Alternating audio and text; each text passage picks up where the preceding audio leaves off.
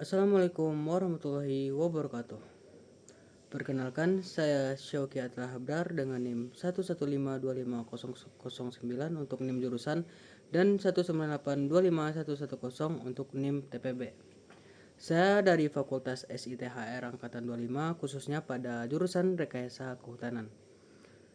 Pada video kali ini, saya bertujuan untuk mengganti tugas tes tutor asrama ITB, khususnya pada asrama ITB Jatinangor. Jujur, pertama kali saya masuk ke lingkungan asrama, saya sangat merasa asing. Tapi setelah mendalami apa itu asrama ITB, saya sadar ini bukan sekedar gedung tempat tinggal dan belajar saja. Ini adalah rumah kedua tempat saya belajar banyak hal di luar bangku kuliah, khususnya dalam bersosialisasi dengan lingkungan sekitar dan beradaptasi. Hari ini saya di sini ingin lebih berkontribusi sebagai tutor asrama ITB pada periode 2026 dan juga 2027. Saya tentunya ingin menjadi bagian yang membantu teman-teman penghuni lain merasakan kenyamanan dan mendapatkan nilai-nilai kehidupan yang sama dengan apa yang telah saya dapatkan. Jadi pada video kali ini saya akan menjelaskan dan meringkas serta meresume isi handbook dari handbook calon tutor asrama ITB, khususnya ITB Jatinangor pada periode 2026 dan 2027. Asrama ITB punya sejarah panjang ya dari pembentukan Satgas pada tahun 2012 dan rekonstruksi besar-besaran pada tahun 2020. Asrama ITB berada di bawah Ditmawa, Direktorat Kemahasiswaan dan juga Direktorat Sarana dan Prasarana atau DSP. Asrama ITB memiliki visi asrama dalam hikmah. Asrama dalam hikmah. Bagi saya, asrama dalam hikmah ini bukan hanya sekedar kata-kata. Ini juga tentang bagaimana kita sebagai penghuni dan apalagi tutor serta calon tutor kedepannya belajar untuk bersyukur. Saya pribadi memegang prinsip yang ada di nilai tersebut, seperti kalau beramal niatnya itu harus ikhlas dan selalu direncanakan dengan baik, dikerjakan dengan fokus dan selalu dengan integritas yang tinggi, dan yang paling penting harus diselesaikan dengan tuntas dan juga maksimal tanpa adanya rasa menunda-nunda. Tutor asrama itu menurut saya bukan seperti polisi asrama, tetapi melainkan harus seperti teman dan juga fasilitator yang harus membangun rasa menghormati atau respect pada sesama asrama. Tutor asrama juga harus memiliki sifat inisiatif untuk memberikan solusi atau bantuan pada penghuni yang membutuhkan. Itulah kenapa saya sangat tertarik karena tutor adalah garda terdepan untuk menghidupkan budaya peduli. Baik itu peduli kepada teman sekitar, tetangga, atau teman kamar sebelah, teman selantai, teman asrama, dan teman sekedung dan juga teman seasrama, khususnya dari bagian tanggung jawab dan juga kebersihan asrama. Walaupun sebagai penghuni di sini saya merasakan bahwa asrama di sini sudah sangat bersih dibanding asrama-asrama yang pernah saya tinjau sebelumnya. Jadi di ITB asrama sangat beragam. Salah satunya macam-macamnya, yakni ada asrama Kidang Pananjung di Dago yang khusus untuk mahasiswi khususnya, dan juga ada tempat asrama untuk mahasiswa internasional. Terus mahasiswa internasional ini khususnya pada asrama Sangkuriang.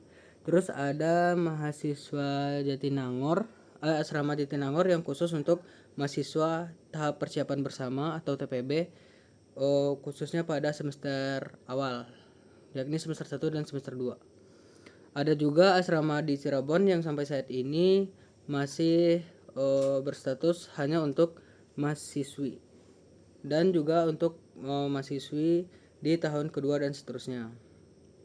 Juga ada asrama Kedang Pananjung, Sangkuriang, dan asrama Kanayakan. Dan yang semua asrama itu berlokasi di Ganesha, ITB Ganesha. Sebagai calon tutor, saya sudah riset bahwa setiap lokasi memiliki aturan sendiri. Misalnya di Jatinangor ditempatkan khusus untuk mahasiswa TPB. Yang pasti dinamika yang terjadi dalam asrama ITB Jatinangor pasti berbeda dengan asrama-asrama lainnya. Tentang fasilitas dan kebutuhan tiap asrama itu selalu menjadi kunci. Tugas tutor adalah untuk memastikan semua penghuni mendapatkan hak mereka seperti ketenangan dan juga kenyamanan. Tapi kita juga harus sadar akan kewajiban mereka untuk mengikuti pembinaan mulai dari mentoring keagamaan dan juga apel pagi seperti apel pagi dan juga senam pagi. Yang tentunya ini telah diberitahukan kepada seluruh penghuni asrama bahwa di asrama bukan hanya untuk belajar tinggal tetapi juga harus memenuhi semua program yang telah dibuat oleh asrama demi kebersamaan dan juga demi keberlanjutan penghuni asrama. Oke, selanjutnya saya akan berangkat kepada studi-studi kasus yang telah diberikan oleh handbook dan juga sebagai tugas pengganti tes calon tutor asrama ITB. Pertama itu mengenai singkatnya itu pernah nggak tugas tutor bentrok sama tugas kuliah yang deadline-nya bergandengan. Jadi apakah solusi dari masalah tersebut? Saya akan menerapkan sistem manajemen waktu yang jujur pada permasalahan ini. Saya akan mengkoordinasi secepat-cepatnya dengan tim dan tentunya dalam penghuni asrama terdapat beberapa anggota divisi dan lain-lain. Dan saya akan mencoba untuk menegosiasikan tanggung jawab yang telah diberikan. Tugas tutor tentunya adalah berkomitmen untuk menjalankan program sebaik-baiknya. Tetapi saya juga akan berkomunikasi secara profesional agar tugas akademik tetap berjalan. Dan tentunya tugas akademik merupakan tahap paling krusial dalam khususnya sebagai mahasiswa.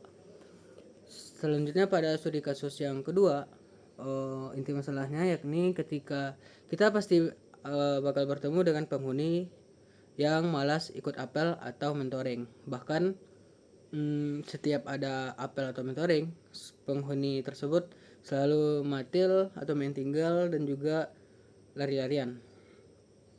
Solusi dari sikap ini tentunya jangan langsung dimarahi. Saya akan melakukan pendekatan secara personal dulu. Apakah beliau memiliki masalah akademik atau merasa kegiatan ini sangat membosankan? Saya akan mendengarkan baru mengajak dan memperlihatkan bahwa kegiatan ini memiliki sebenarnya juga memiliki manfaat positif bagi pengembangan diri mereka sendiri, khususnya di bagian disiplin dan tanggung jawab.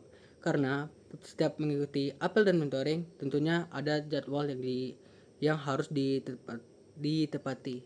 Dan apabila seorang penghuni asrama tidak mampu menyelesaikan disiplin dan tanggung jawab yang sekecil itu saja, maka akan sulit bagi penghuni tersebut untuk menyelesaikan masalah yang lebih besar. Selanjutnya fasilitas yang rusak atau kotor pada studi kasus ketiga.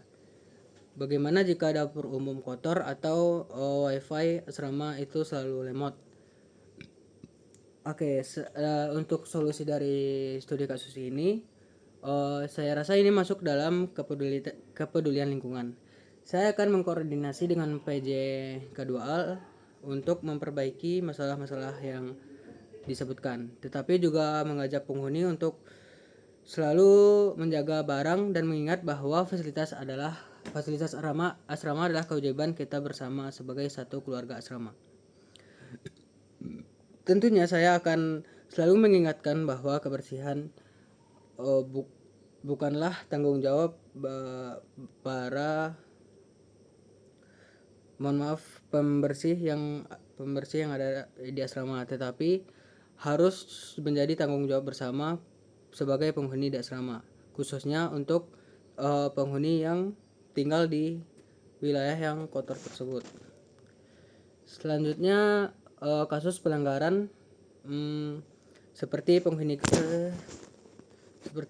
gelap yang ada di asrama. Jadi bisa pada keberjalanannya asrama tentunya juga terdapat pelanggaran seperti ada mahasiswa non ITB atau mahasiswa ITB yang tidak terdaftar sebagai penghuni asrama yang tidur di asrama. Tentunya ini menyalahi SOP yang ada dan sesuai yang ada pada handbook, tanpa pandang siapapun penghuninya dan siapapun yang memberikan izin kepada penghuni gelap tersebut. Saya akan memberikan SOP yang berlaku dan memberikan surat peringatan sesuai dengan yang tercantum pada handbook. Dan saya tidak akan main-main mengenai masalah ini karena ini merupakan tindak pelanggaran dan harus ditindak segera. Karena apabila satu kasus tidak ditindak dengan baik, maka akan berlanjut kepada kasus-kasus selanjutnya. Dan penghuni akan menganggap bahwa kasus tersebut apabila tidak ditindak lebih lanjut, maka penghuni dapat beranggapan bahwa mereka dapat senantiasa berbuat semena-mena tanpa memandang SOP yang telah berlaku. Selanjutnya studi kasus 5 tentang tekanan poin atau sanksi. Permasalahannya kalau saya harus kasih surat peringatan kepada teman sendiri. Jujur ini merupakan kasus yang sebenarnya jawabannya cukup simpel karena integritas merupakan segalanya. Saya akan menjelaskan prosedurnya dengan baik dan sopan karena sesuai SOP yang berlaku kita tidak diperbolehkan untuk memandang bulu atau memandang siapa yang akan diberikan SOP. Diberikan surat peringatan atau SP. Karena hal itu dapat menumbuhkan jiwa-jiwa koruptor tentunya dan menjadikan hal tersebut berkembang menjadi hal-hal yang tidak baik dan tidak sesuai dengan visi misi dan nilai yang ada di asrama ITB. Selanjutnya telah berakhir sesi studi kasus dan saya akan memberikan beberapa kesimpulan dari video ini. Jadi menjadi tutor itu bukan hanya soal jabatan, tetapi juga tentang keberanian untuk berkorban dan bersabar. Saya sudah membaca mekanisme sanksi, tugas pokok dari koordinator sampai PJ-PJ, dan saya sadar ini sangat berat, khususnya apabila berbentrokan dengan akademik yang menjadi concern utama saya berkuliah di Institut Teknologi Bandung tercinta ini. Tetapi saya siap untuk menerima konsekuensi, patuh pada sistem, dan yang paling penting saya siap untuk membantu teman-teman mahasiswa lain untuk tumbuh di asrama. Jadi untuk para sivitas yang mendengarkan video ini, saya sangat berterima kasih untuk dapat diberikan kesempatan untuk mengganti tes tulis pada calon tutor asrama, dan saya berharap bisa berkontribusi pada kepengurusan tutor asrama pada periode 2026 dan 2027. Selanjutnya untuk kata-kata terakhir, slogan dari asrama ITB yakni asrama ITB dari asrama untuk Indonesia. Saya sudahi dengan video ini dengan wassalamualaikum warahmatullahi wabarakatuh.